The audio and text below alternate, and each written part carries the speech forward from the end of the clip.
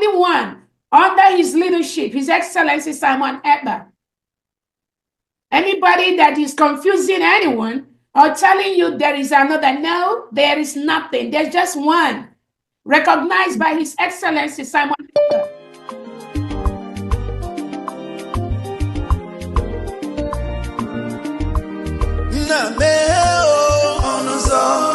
Biafra, Merani, Onuzo ke Biafra, na Merani, Onuzo ke Biafra, Merani, Onuzo ke Biafra. Welcome, fellow Biafrans, lovers of freedom across the world. I welcome you once again to this amazing platform where we disseminate information that has to do with the restoration of independent state of Biafra. I appreciate everyone that has connected to this platform. This is Biafra Exodus Hard Talk TV, a platform that stands for the United States of Biafra, under the command of our Prime Minister, Mazi Simon Ekpa, and on the supreme command of Mazi Nnamdi Kanu. And today, under the leadership of Dr. Ngozi Orabueze, the Deputy Prime Minister of the United States of Biafra, COS interim, I welcome all of you to this very platform. Happy New Year to everyone that is watching, wherever you are watching from. We are in a new year. And as we enter the new year, many people are asking questions and they say, what next? Where is the way to go? The way to go is simple. We are pursuing the recognition of the United States of Biafra and the restoration of Biafra fully on the ground. That is the phase where we are today. Every one of us must continue to give our contribution the best way we can. And remember, I urge you to like and share. Share to your neighbors, share to your family, share to everyone to key in and join us on this gospel. Do not be distracted. Regardless what you hear, regardless what you see, regardless the propaganda and blackmail that is flying from right, left, and center, do not get distracted. Be focused, because Biafra have been declared on the 29th of November 2024, and there is no going back. We are pursuing the recognition of Biafra. As I said, our government is not intentional. They are not purposeful in ending these terrorist activities. Okay, talking about being intentional and ending these terrorist activities, why is it difficult for this same government that has designated the IPOB as a terrorist organization? Why is it difficult for them to designate Miyetti Allah, people who carry assault rifles like AK-47? Who is Miyetti Allah? People who have gone to farms. Who is Miyetti Allah? What's the role of Miyetti Allah in the 2015 election? Dr. Kayode, hold on. People who have gone to farms to displace others, bandits that exploit our minerals, and all of this, like Lakorawas and all of these people. Why is it difficult for the same government to designate them as terrorists? Because it will be a call, a commitment to action in rules of the military engagement. And the question is also this. Why is it so difficult for that same government to go there and arrest these terrorists that are occupying various villages? Why is it difficult to go there, to that village, and arrest them? Two, what's the role of Niger Comsat that has satellites in the orbit that is supposed to X-ray the whole country? What's their role? Three, who are the people that have been using aircrafts to drop water, food, utilities, and to all these terrorists in the bush? I mean, do you want to say you never read about it? We read about it. It's not you that can do it. I can't do it. Do I have the temerity to go and carry aircraft and do that? So who are the people doing that?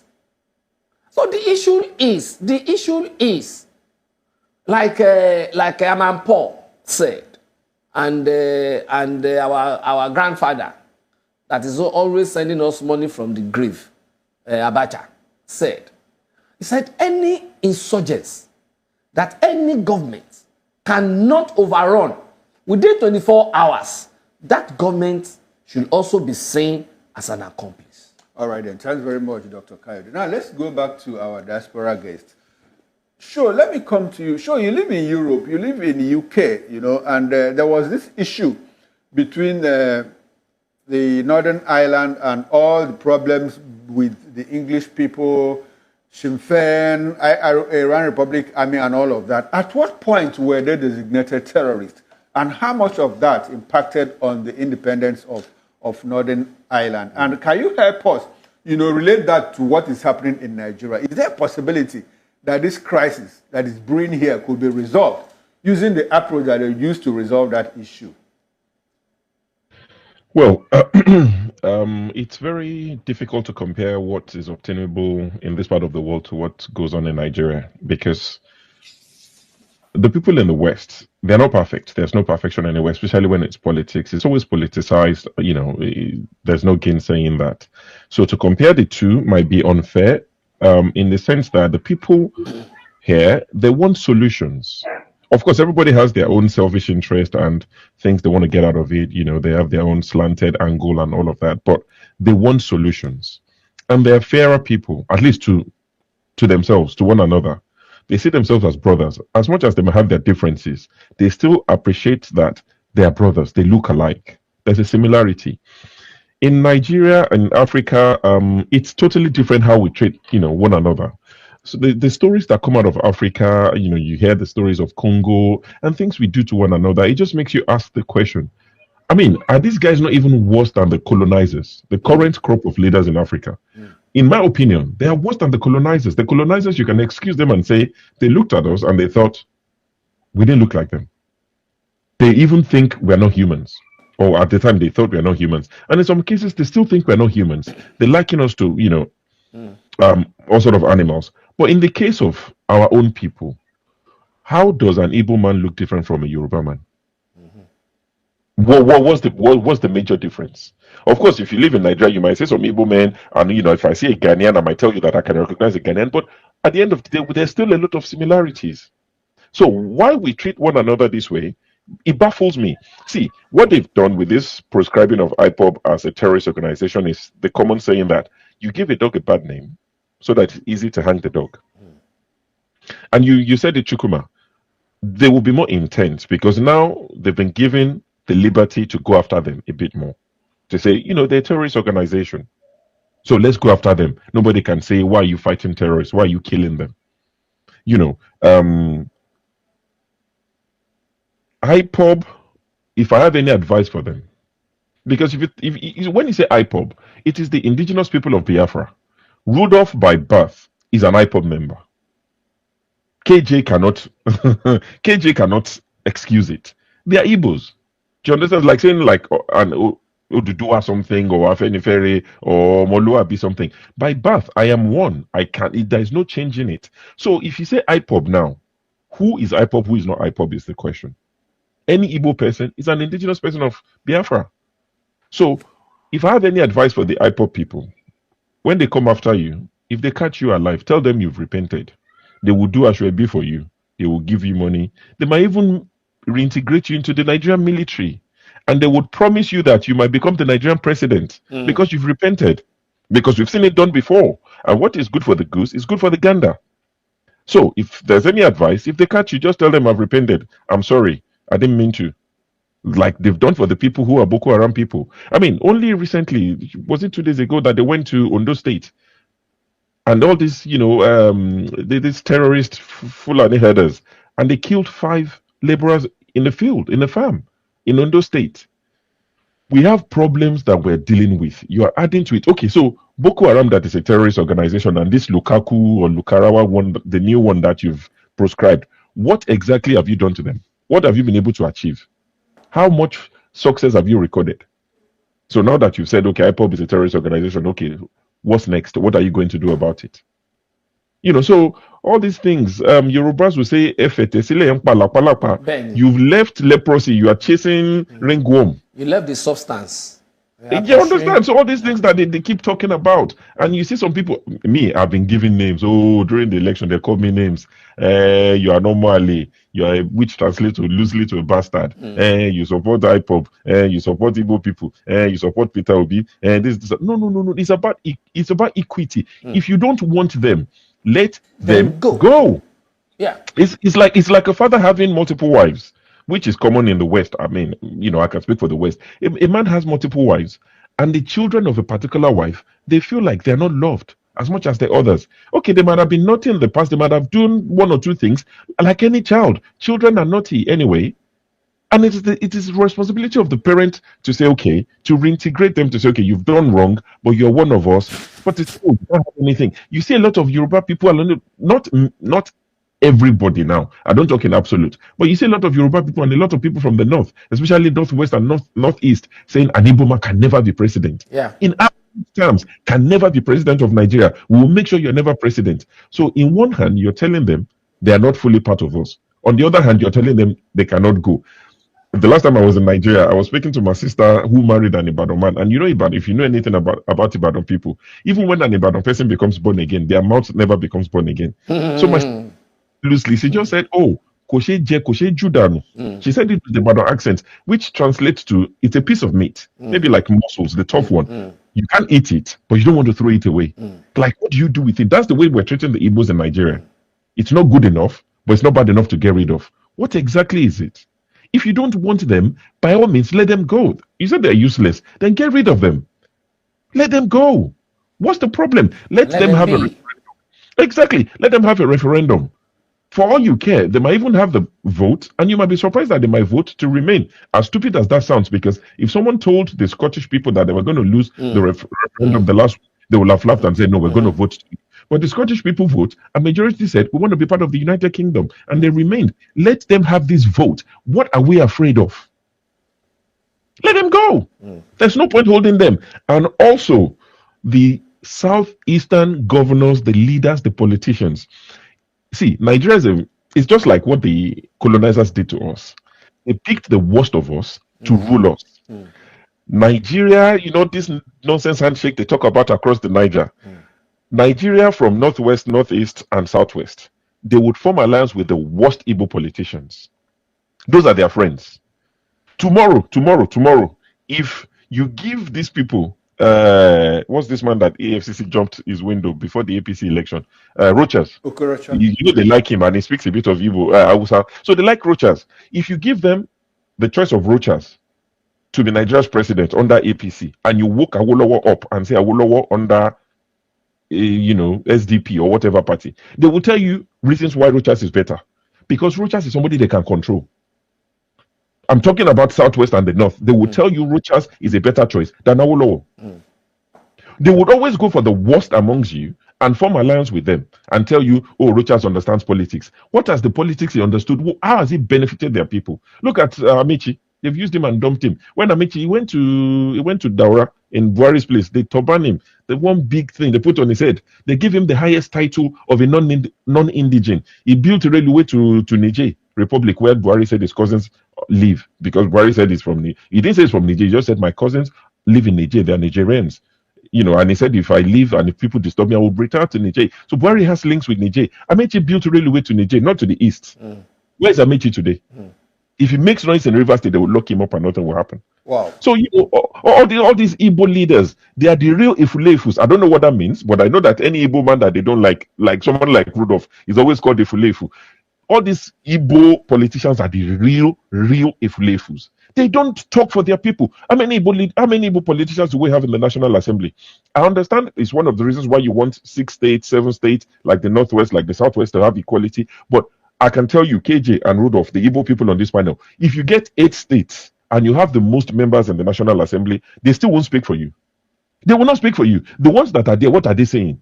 It's a different conversation to say we want more states so that we can, start leading conversations in the National Assembly. If you had 1 or 2 speaking for you, who is speaking for you when they're there? They pick the one of you and they the National Assembly. These people are the real Ifulefus. And to the Igbo people as well, even within this IPOP thing, there's IPOP on one side. They are fighting the Brig people. You will see Orabueze camp. They are fighting the IPOP people. You are not friends with Nnamdi Kanu. We are the lawyer.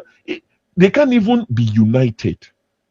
Even the people that are agitating, they remind me of the nonsense thought force that they did in 2019. Wasted my time. Fela Durotoye.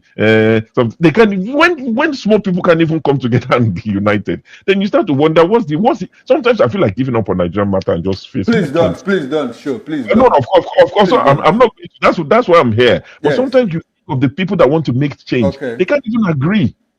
Okay. Good. You said quite a lot. But one thing. If you understood the meaning of Efulefu, I'm sure you stop using it. Efulefu means someone who is useless. Useless. Why are your governors not useless? Okay. When it comes to the cause of Igbo people, not in terms of governance. I don't live in the East. I don't know what they do. But in terms of the cause of the Igbo people, are they not useless? Okay. All right, we have to arrest show now. We have to talk to some DSS.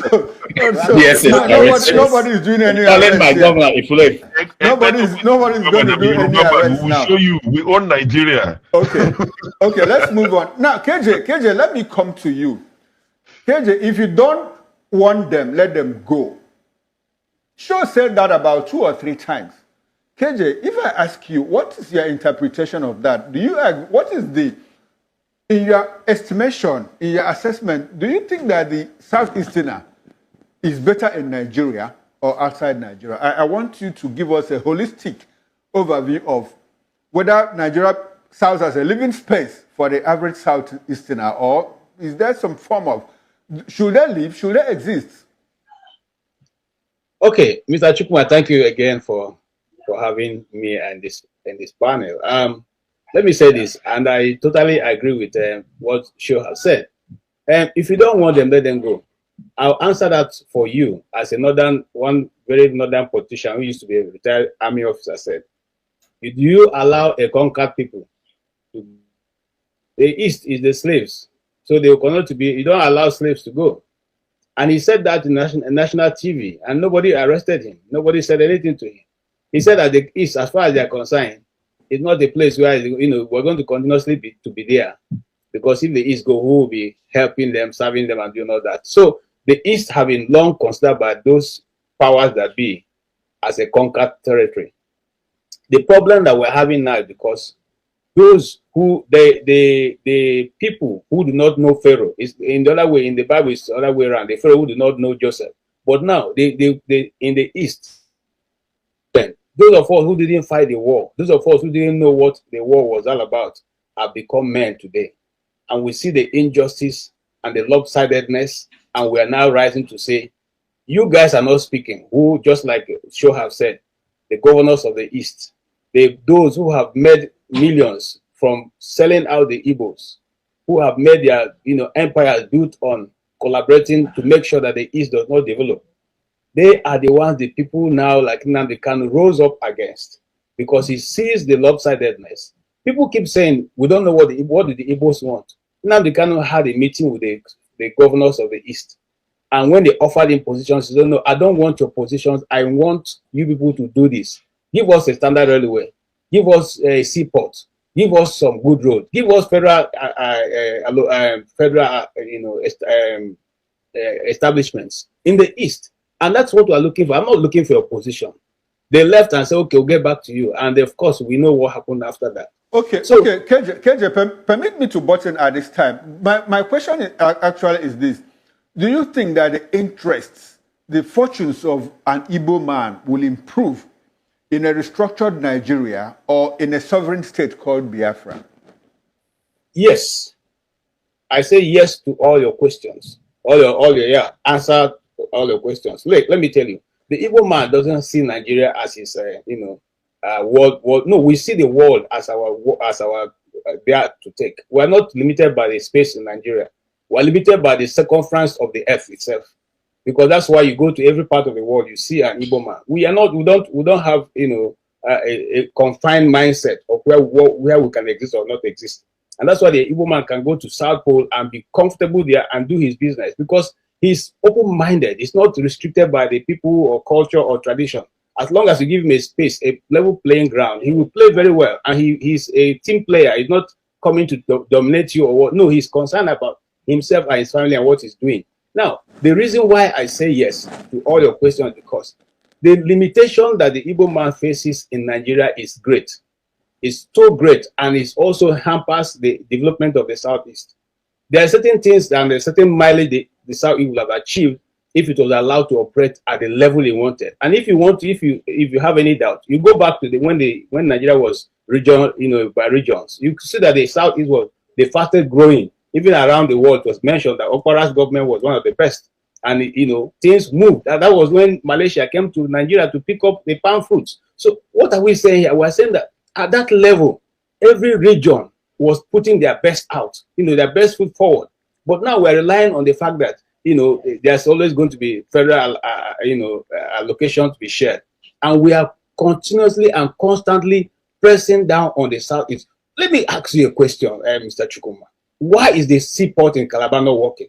Why is the seaport in Akwa Ibom not working? Why is the seaport in Oni and Port Harcourt not working? Why is the seaport in Warri not working? If those things work, the Igbo man probably will not bring his crates and import to Lagos and wait for months and months to be cleared. They will use those ports to get in their goods and be able to sell. Why is it that there's no standard gauge in the Southeast? Because if there was standard gauge, the Igbo man will probably use the railway like they used to do in the 80s and the 70s to move their goods and move their services. So these things are hampering. Why is there no gas pipeline in the Southeast? Why? You see, and again, look, if you fly into Nigeria, you must either land in Lagos, you land in Abuja, or you land in Kano. You can also land in Enugu.